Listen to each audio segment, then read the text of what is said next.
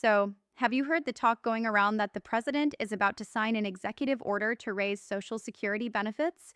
Yeah, I've been seeing those discussions too, and that's exactly what I want to dig into here today. Because, let's be honest, this year has already been packed with all kinds of changes to Social Security press releases, new rules, proposals, legislation, you name it.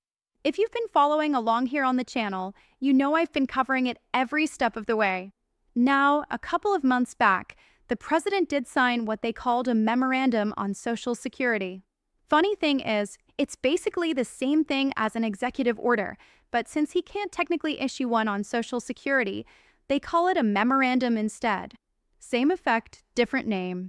But that was then. Today, what I want to clear up is this new wave of questions about whether or not the president can just swoop in with an executive order and raise everyone's monthly checks.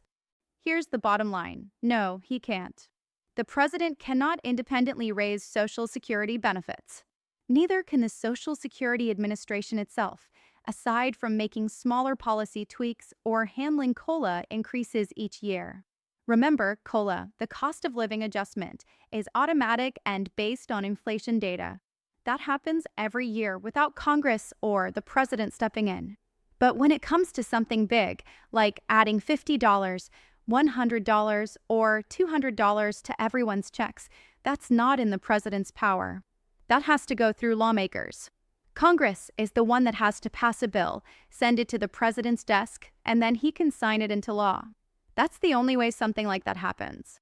And listen, I know it gets confusing because we do see a lot of smaller changes coming directly from Social Security, things like the garnishment clawbacks, the Treasury offset program, tweaks to applications, all of that.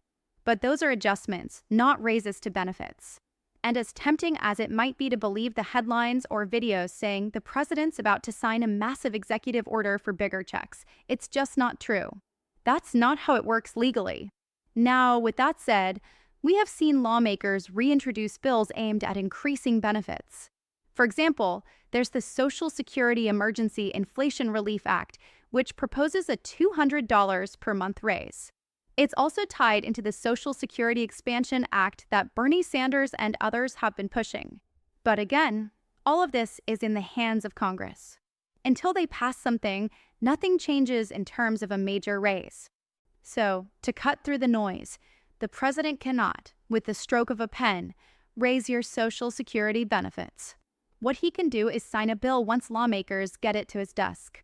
That's the process, plain and simple. And while we wait to see what happens on that front, don't forget, there are other areas where you can actually take action right now. Medicare is a big one.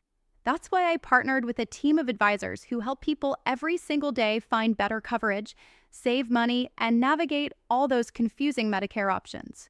It's free to call them, and on average, people are saving about $1,100 just by having their plan reviewed.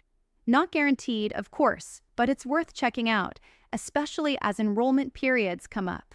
So, here's what I'd love for you to do. If you know anyone who's on Medicare, share that phone number with them.